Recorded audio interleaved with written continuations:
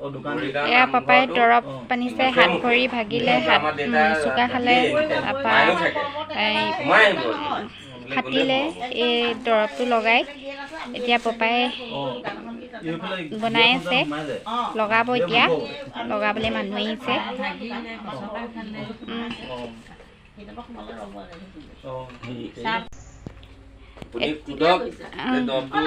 এতিয়া এই ববগৰাকীক সুধিছোঁ দেই সেইদিনাখনি এপালি বান্ধি গৈছিলে সি দৰৱ এইটো ভৰিটো দেখাই দিয়ক অকণমান এয়া ভৰিটো ফুলি আছে দেখিছে নহয় সেইদিনাখনি এপালি বান্ধি গ'ল বিষটো কম পাইছোঁ বুলি কৈছে এতিয়া তেওঁৰ মুখেৰে শুনি লওক